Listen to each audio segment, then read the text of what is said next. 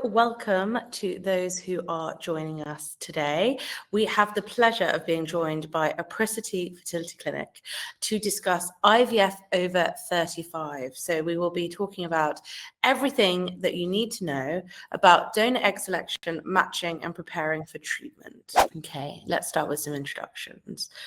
So Caroline, please introduce yourself, and then you, Deborah. Perfect, thank you. Yeah, so my name is Caroline Allen. I'm a midwife by background. I worked in the NHS for around 6 years as a clinical midwife. I then stepped away from the NHS and worked at GE Healthcare for a few years in their maternal infant care segment, and since then have joined Apricity, and I now lead our patient inquiry team. So this is a team of advisors, nurses and midwives, and this is the team that onboards anyone new that is considering of having treatment or coming to Apricity and wants to know a little bit more. So we talk to a whole range of people and set expectations about what it is that we offer, what the cost is, what the success rates are, how Apricity differs from other clinics, and really set those expectations right from the beginning. So yeah, I lead that team. It's a fantastic team, and if you do ever speak to Apricity, it's my wonderful team you'll speak to, and one of those team members is Deborah. I'll hand over. Thanks, Caroline. Yeah, I'm Debs. I'm one of the senior fertility nurses at Apricity. I've been a nurse for a long time now. I've been working in fertility for about 15 years, and I've always worked within the field of women's health. I've worked in pretty much every role, I'd say, within a fertility clinic, kind of doing clinical stuff to managing a team as well. I've been with Apricity for just over 2 years now, and yeah, I think an amazing part of my role is being able to talk to people in the initial stages of helping them to work out what are the best options for them, best treatment tests, and just kind of signposting them and listening as to what the best options are going to be. So yeah, it's really nice to be on the webinar today. Thanks so much for having us.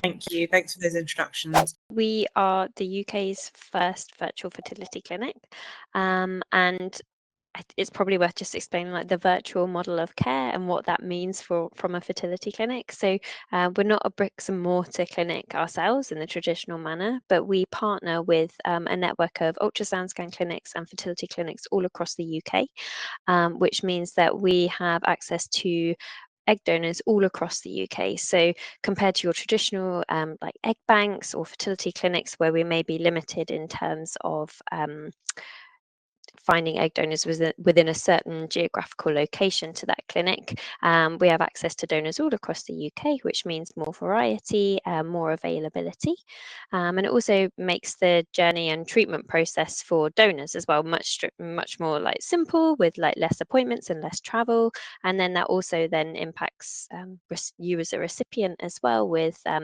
less travel to clinics as well. We're made up of a specialist team of fertility advisors, fertility nurses and midwives, as well as fertility specialist counsellors and doctors as well, and all of us have got experience of working within egg donation treatments. So just an overview of egg donation in the UK for anyone who isn't aware. So in the UK, anyone who donates their eggs is anonymous to you as a recipient. So what that means is that you cannot find out identifying information about your donor. However, the law in the UK states that if you're successful in having a child as a result of egg donation, then the child has a right to find out identifying information about their egg donor after they turn 18. So the HFEA, who are the governing body for all fertility clinics, and also any egg donation or sperm donation as well, actually, any treatments, they set the law and guidelines in place for those donations. So after the age of 18, the donor conceived child can contact the HFEA and they can find out the donor's name, their date of birth and their last known address. Donors have no obligation to return any contact, but the law very much is that the child has the right to know. And obviously that also depends as to if you were successful in having a donor conceived child, whether or not you would tell them that they were donor conceived as well. Egg donation in the UK is completely altruistic.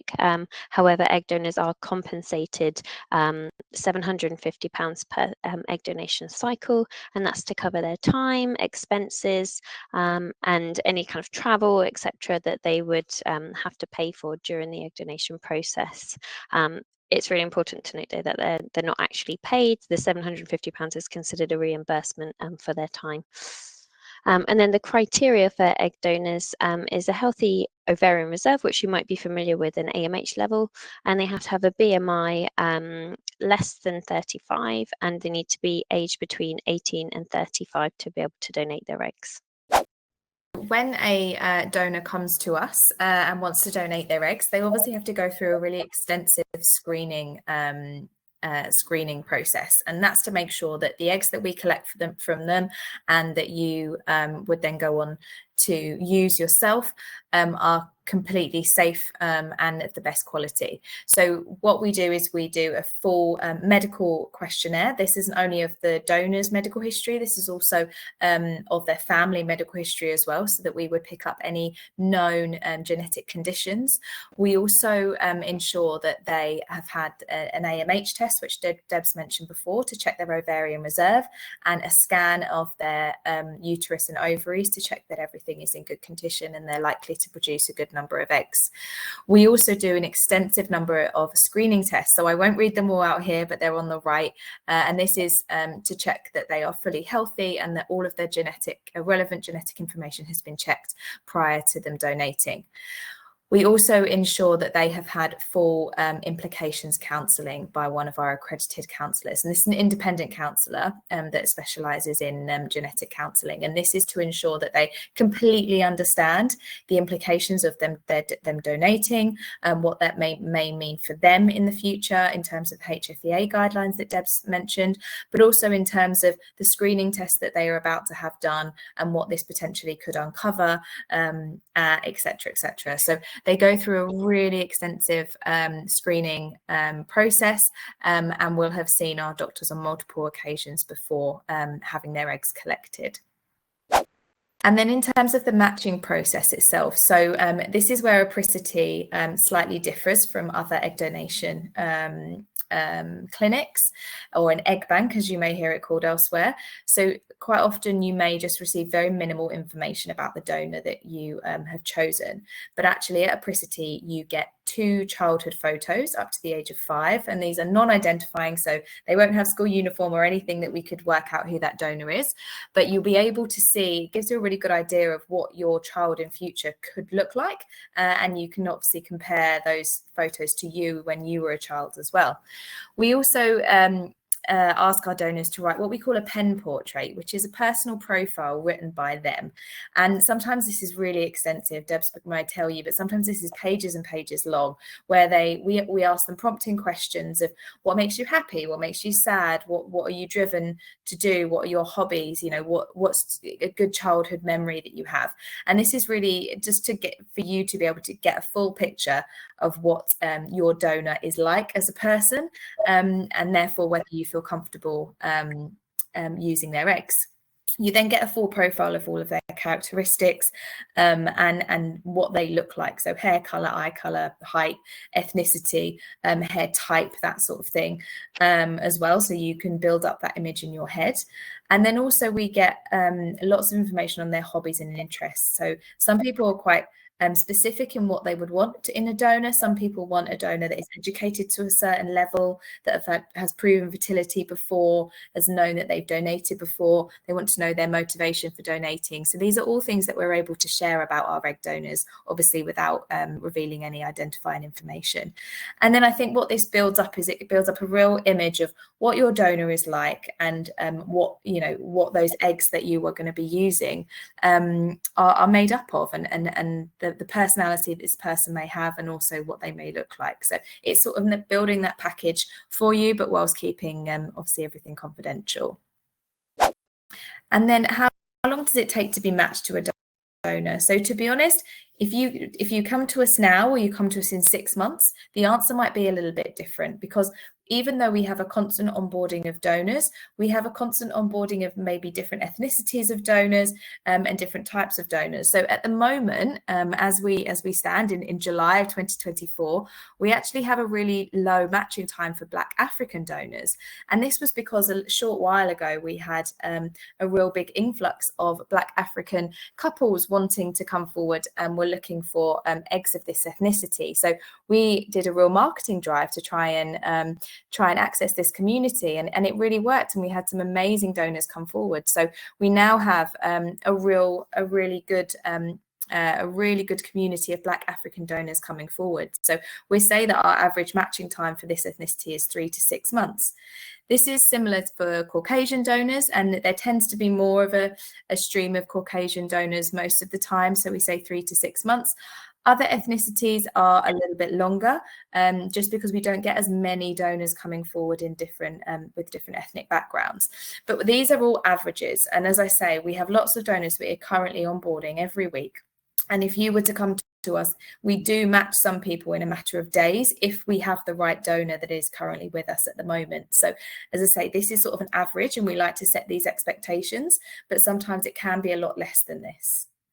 So I'm just going to talk about like how long the process takes in general, which as Caroline's already mentioned, it's never exactly set in stone, because first of all, it depends how long we take to match you, and then which kind of treatment route that you decide to choose. But hopefully this slide will just explain a little bit more about what the expected timelines might be from the point of matching up until you're having your embryo transfer. So once you've been matched with your donor, the donor will then, as soon as possible after that, start her stimulation medication. So if anyone's ever been through an IVF cycle, an egg donation cycle is very similar to that, in that the donor will have medications, regular ultrasound scans to monitor her response to the medications, and then also the egg collection procedure. The donor is then required to have some additional screening, and then obviously the egg collection takes place. The section here about donor egg quarantine is only applicable if you're using frozen eggs, and it also depends on which clinic that you're using. So obviously we can talk to you about that in more detail if you did decide to go down that route. But if you're having a fresh embryo transfer, so that's using their eggs once they've been fertilized from the donor, then you'll also start your treatment medication. So that's usually 2 to 3 weeks of medication alongside regular ultrasound scans to prepare your body for the embryo transfer procedure. Again, as mentioned here, the exact time of your embryo transfer will vary depending on whether or not you use a fresh or frozen embryo, but the embryo transfer procedure itself is a very short 15-minute procedure. So overall, the process, again, depending on whether you're using fresh donor eggs or frozen donor eggs and how quickly we can match you, we're looking somewhere from between like 6 months, but it can go up to 12 months. But we hope to get everyone matched and through for treatment within those 12 months. So Deb's touched on fresh or frozen eggs in the last slide, and I just want to talk a little bit sort of more about the differences. So overall, when you're talking about fresh or frozen eggs, the success rates of a clinical pregnancy and a live birth are relatively similar, regardless of whether you're using fresh or frozen. And this is because once an egg is thawed, it has the same success rate as a fresh egg. But you do have that risk of, when you have a certain number of frozen eggs, there is a risk that they may not all survive the thaw. So with frozen eggs, I'll talk through those first and then talk through fresh eggs. So with frozen eggs, first of all, you know upfront how many eggs you will get. So when you buy a treatment package for frozen eggs, you know whether you will have 6 or 8 or 10 because they are already there. They are all mature eggs and they are readily available. So all the donor screening is already completed. You can start immediately. The 3-month quarantine that Deb's mentioned in that previous slide, that would have already taken place. And so you have no risks of that donor pulling out or us uncovering medical issues because all of that screening is already done. There is about an 80 to 90% thaw survival rate. So as I say, if you have 10 eggs, then 8 to 9 of them are likely to survive that thaw. However, with frozen eggs, they usually only come in packages up to around 11. And it depends on how many were collected from the donor at the time. So there might be a package that might have 4 or 5, or there might be a package that might have 11. So that again is something you would want to take into consideration when they were being offered offered to you. Is that enough eggs for you? Is that too many for you? You know, it's something else to take into consideration, as well as, is this the right donor profile for me? And then with fresh eggs, so fresh egg donation is much older in practice, so it's been going on many more years, so we have large data sets on the success rates. So whenever you see success rates based on egg donation, it will always be based on the fresh egg donation. So there is no risk of thaw, so they're not frozen, so you're not going to have that 80 to 90% thaw risk. However, they will not all be mature. So similarly to the risk of frozen eggs thaw, the risk of mature fresh eggs is about 80 to 90%. So similarly, you may have 10 eggs collected from a donor, but only 8 to 9 of them will actually be mature eggs that will go on to create embryos. What this does mean with fresh eggs is if you are going for what we call a 1-to-1 package, whereby you obtain all of the eggs that the donor is able to donate, there is a possibility that you get a higher number of eggs. So we say around on average 16 is around normal for a 1-to-1 package. So if you are opting for a package whereby you want to have genetically related siblings, then this may be the best option for you because you're more likely to have higher numbers. However, there is no guarantee because that egg collection hasn't taken place yet.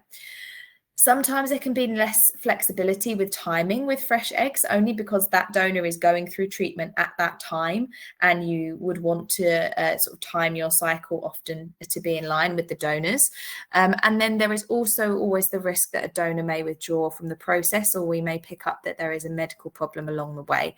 Now, this is something that cannot be avoided. Egg donors have the right to withdraw at any point along the journey. It's a legal requirement. Of course, it's frustrating when that happens, and Apricity does all it can to try and minimize this. So we try and have as much of the donor checks done before we will match them to you as possible, but there is still some things that will take place right at the very end to do with the egg collection that the donor still has the right to withdraw at that point, so that is also a risk.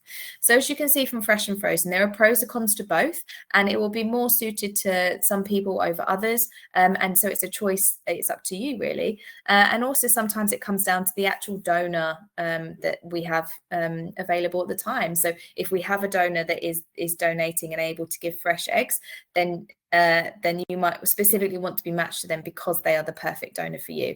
Similarly, if that same donor has frozen eggs, you still might choose them because actually that profile is what you want, and you don't mind too much with the fresh or frozen option. So it's something that is worth discussing with your clinic. As I say, the Apricity nurses are very experienced in talking through these conversations. So I'd recommend having a conversation with them and explaining your personal circumstances. So this is just an example, and I would like to caveat this is the average sort of survival rates through the process using fresh and frozen eggs, and I've used 8 as an example. And I've taken 8 fresh eggs and 8 frozen eggs. The stages through the journey, you've got if they are fresh, whether they are going to be mature or not. And then with frozen, you've got whether they are going to survive the thaw or not. So again, that's a similar success rate there.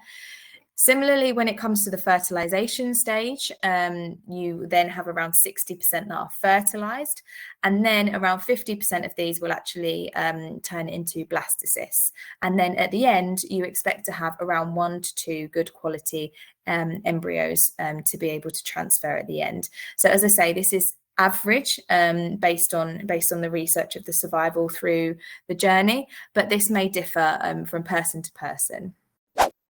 So based on those sort of like thaw survival rates, the next kind of natural question, I guess, is like, what's the overall success rates of using donor eggs? And I guess it's really important just to kind of highlight that, again, these are averages, and then, we can never predict exactly what's going to happen in a fertility cycle. But what we do know is that age is one of the most important factors when it comes to your success rate and your chance of having a pregnancy. And one of the biggest factors in that is the fact that our egg quality declines as we age, and it's just a very natural, a part of the natural aging process. So it's more about the maternal age when we think about the success of a pregnancy. So here you can see that we've displayed our success rates for women having an embryo transfer using a donor egg, and across all age groups. So the ages we've got here are under 38 years old, over 38-year-olds, and then of all ages as well. And each time apricity success rates are above the HFEA average, which is great, and we're really, really proud of that. But again, when we think about using donor eggs, because all of our egg donors are aged under 35, we're ruling out that reduction in egg quality that we see as a natural part of the aging process as we do get kind of into our late 30s, early 40s. So using an egg donor increases the chance of success because it's improving the egg quality there. And then statistically, our success rate is 88%, and that's over 3 embryo transfers using donor eggs as well. And then just to touch a little bit more on how we differ in terms of our pricing and our packaging.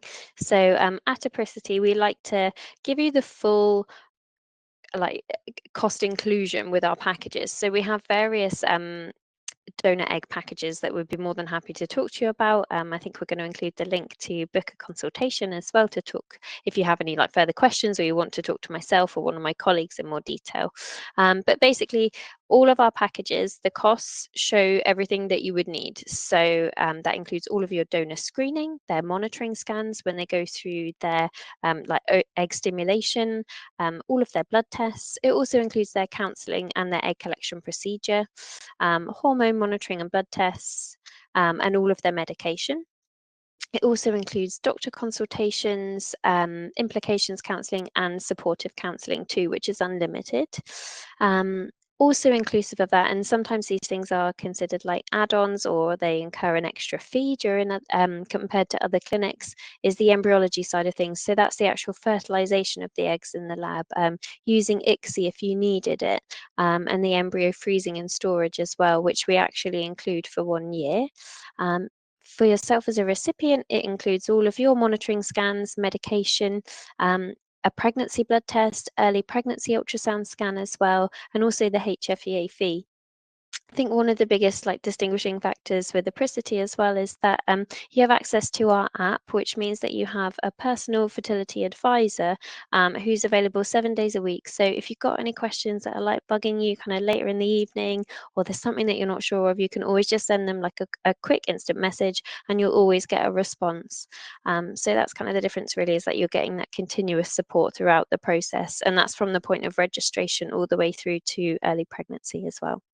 So just touching a little bit more on the app as well. So this gives you an idea of what it looks like. So it's not just about that instant messaging support system as well. It is actually helpful as a clinical tool, and for you to monitor medications and have all your appointment details. So the app lays out your treatment plan, and it will send you reminders of when to take your medication, and you can mark off when you've taken them, so you know exactly what dose and what time that you need to take everything.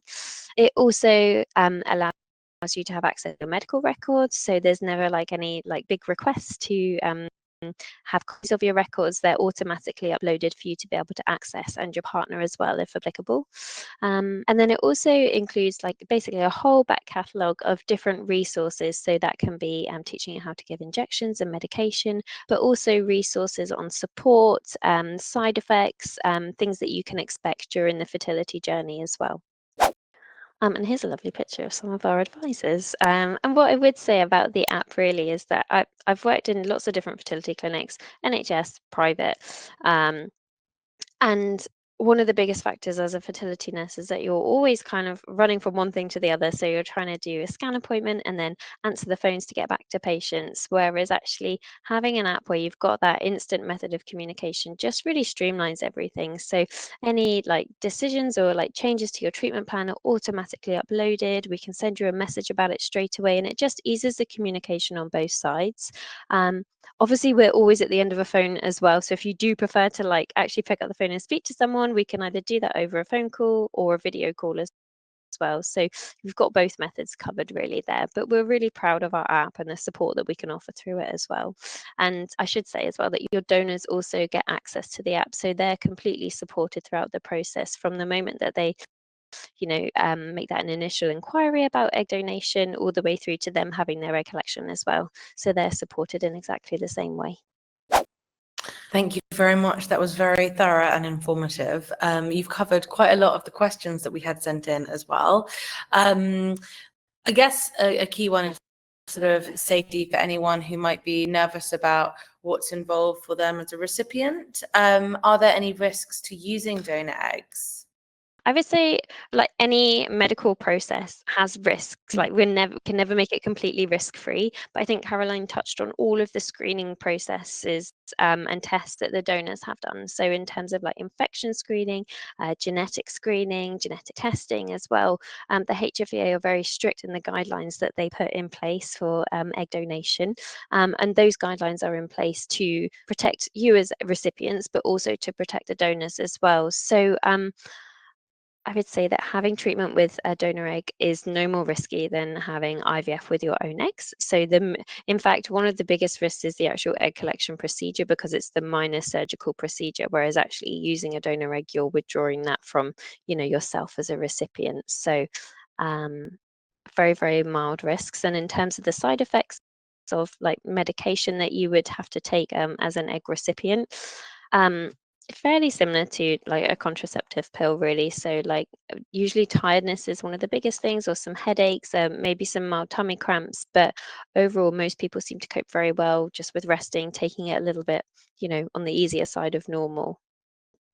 The only other thing that I would add, and I touched on it earlier, is see, when you choose egg donation, we are bringing someone else into that treatment, and that is the donor. And at Apricity, we call our donors angels, because they are completely altruistic, lovely human beings that are doing this so selflessly. But as I mentioned, of course, we have to give them the right to withdraw should something come up in their lives or they decide to change their mind. So that is the other risk, I would say, with an egg donation procedure over a standard IVF, is that we have some reliance on a donor to also complete that journey. And as I mentioned, at Apricity, we try and support them the whole way through, as if they were an actual patient of ours and we were caring for them, because they are a patient of ours and we are caring for them, and we rely on them so much. So I think that's the only other thing that I would say that is different between your like a own egg IVF cycle and a donor egg IVF cycle. Is that the case? Would they have the right to withdraw should someone have embryos made and fertilized in storage? They can, yeah. So the donor always has the right to withdraw the use of their eggs, even once embryos have been created. I don't think I've ever known that to happen. Say if you've had your embryo transferred to your womb as a recipient, the donor cannot stop that pregnancy, but yet they do always maintain that right to withdraw the use of their eggs being used. But it's pretty rare. I've not actually known it. Yeah. You've gone into depth about the ethnicity and the diversity across your donors, which is fantastic, and it's amazing that it is so diverse, because I know that we've had lots of people in our community who have wanted Black donors and have not been able to have the opportunity of finding the same amount of donors to choose from as other ethnicities. So that's really brilliant. And I'm sure everyone watching this who's interested would be delighted to know that Apricity can support them in that way. If you're married, does your partner need to legally adopt your child if they aren't the birth partner? No, the UK has a really old school law. So if you're married, if how do I describe this? When you give birth, your legal partner is automatically the legal parent of that child. If you're not married, don't worry, you still don't need to adopt afterwards. There's a separate consent form that's signed before you have treatment. So there's lots of consent forms that are issued by the HFEA, but it's basically saying that you give your consent to your partner being the legal parent of any child born as a result of your treatment. Mm-hmm. You've mentioned this again because you've been very thorough with what you've been through today, but counselling, is this the same for the donors, did you say, as well as the recipients throughout the process?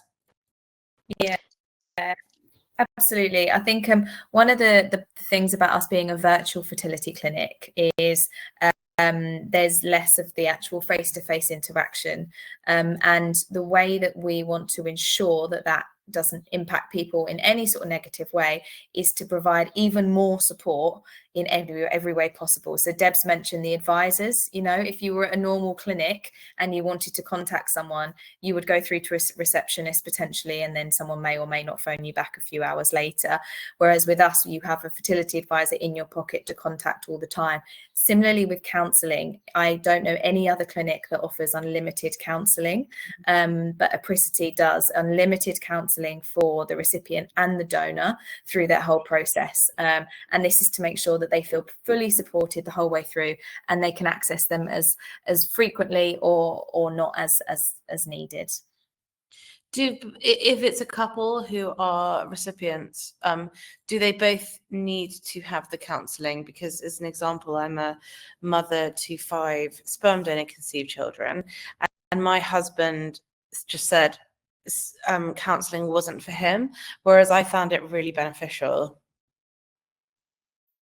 Yeah, absolutely. So we do encourage, in particular for the donors, their partners to attend counselling sessions so that they're fully aware of the implications and the surroundings. Debs, is it right that the recipient's partners also need to attend the implication counselling session?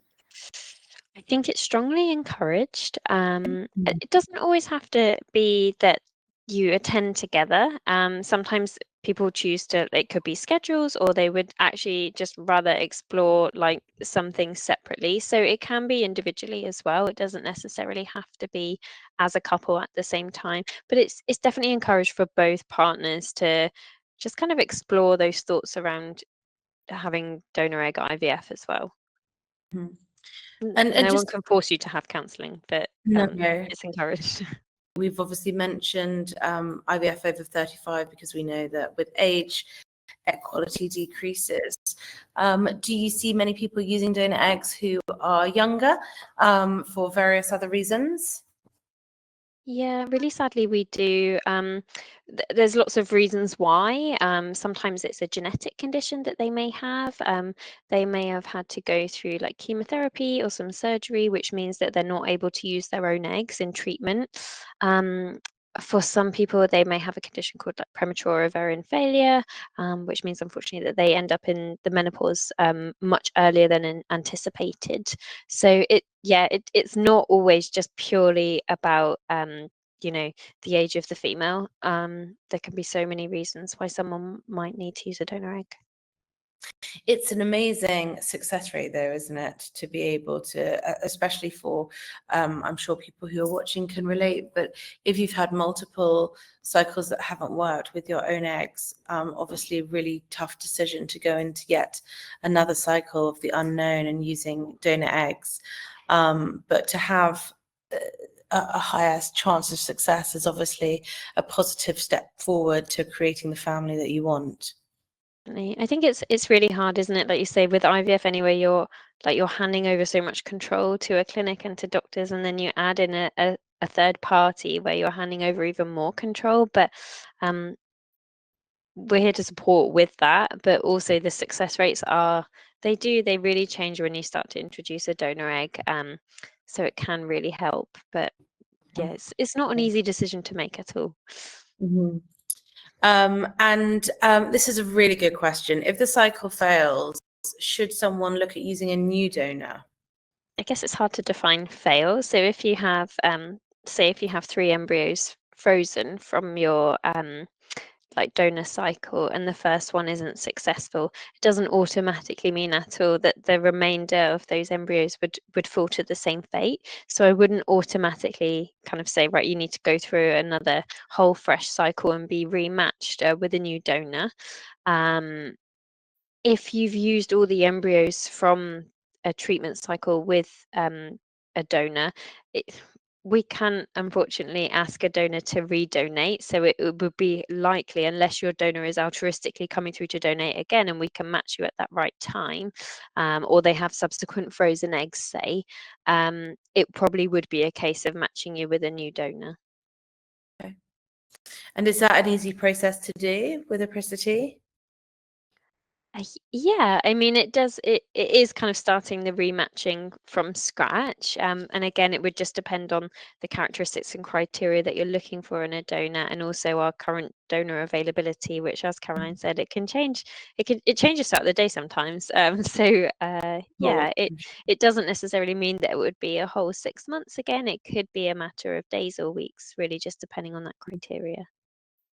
Do you see seasonal trends when more people are having IVF with donor eggs than other seasons or months? We definitely see a trend when people want to donate. It's really interesting. You see at the start of the year, usually when people make New Year's resolutions and they're starting a fresh year, and they say, oh, I want to do something amazing this year, and that's when they choose to donate their eggs. So we do get an influx in sort of January time, which we always look forward to. I think that's the only sort of trend that I would have noticed. Debs, would you say anything else? Yeah, no, it's really hard to predict sometimes. I guess sometimes in summer things go, less people want treatment, but then also around Christmas time, often less people want treatment because of like holidays and those sorts of things. But it really varies, because then often people who are teachers really like to have treatment in the summer holidays. So it kind of peaks and troughs really in like trends. Yeah, makes complete sense. And you've covered success rates, so thank you for that in your slides before. Really appreciate both of your time today, and look forward to those watching back. For anyone who is looking into options, perhaps in late 30s or 40s, or an egg donation, then please do reach out to the very friendly team at Apricity, who would be happy to help you with whatever stage you're at in your journey. There's the phone number and website, and we are also linking to the website through our bio. So thank you both very much for your time today. It's been a delight to speak to you, and thanks to those who have joined live. Thanks so much for having us. We look forward to chatting to you. Thank you very much. Thanks, everyone. Bye-bye. Bye.